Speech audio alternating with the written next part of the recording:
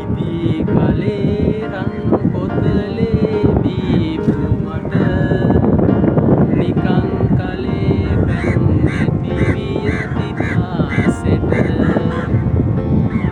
උට මෙට්ට ඇත ඇතිලි තිබූ මට මෙහෙම කළ යාද පළුවීර ගස් යට.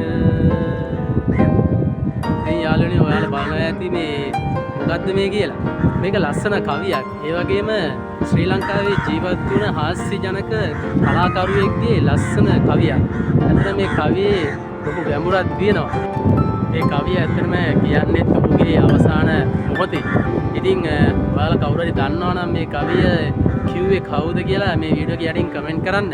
ඒ වගේම මම අද මගේ ගමනාන්තයේ මේ කවියේ සුන්දර කලාකරුවාගේ අවසානයේ සිදු මොහොත ස්ථානය සොයාගෙන යන්න.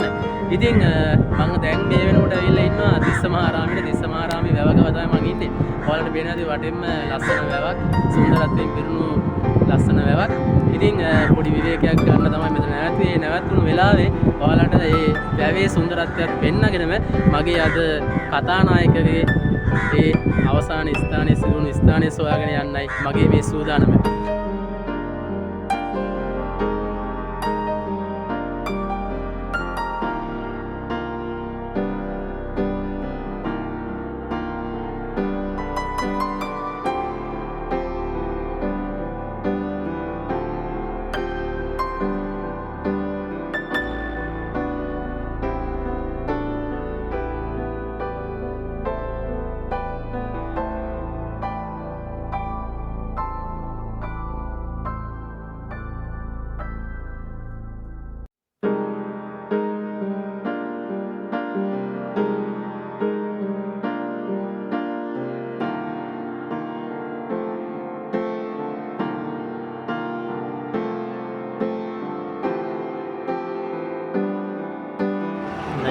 යද්දී මේ පැත්තේ මීගිරි තියෙනවා. ඉතින් මීගිරි එකක් කන්න කියලා නැවතුවා.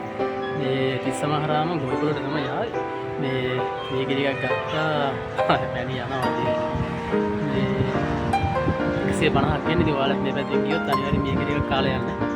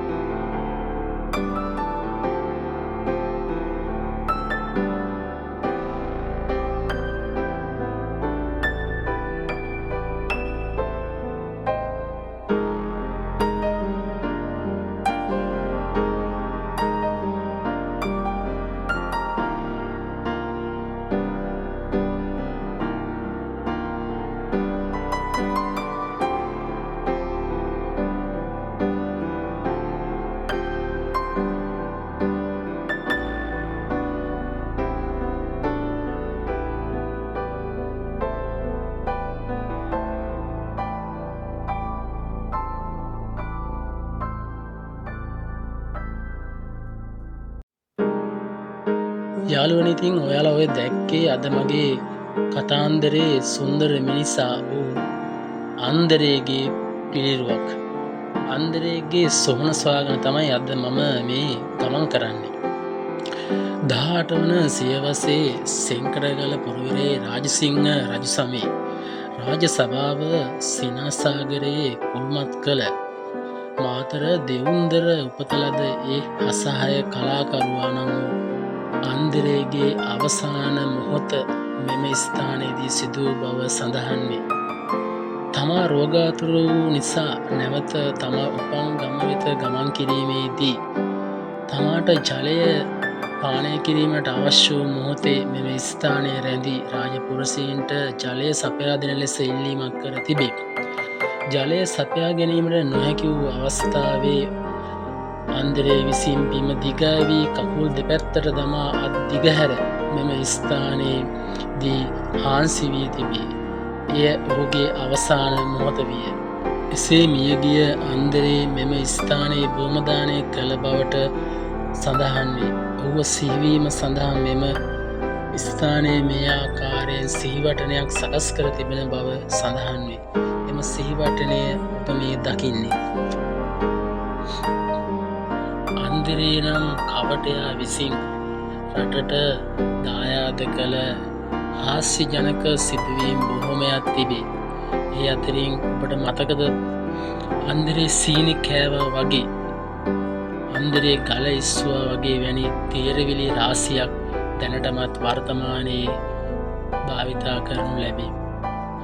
එමනි ක්‍රියාවන්, එමනි හාස්‍ය ජනක සිදුවීම් අද අසන විටත් අපට ඇතිවන්නේ මහත් වූ සිනහවක් සහ ආඩම්බරයකි. ඔහුගේ මේ රස කතා අසන්නට කුඩා දරුවන් පවා අද කැමැත්තෙන් පසුවන බව අපහට දකින්නට ලැබේ.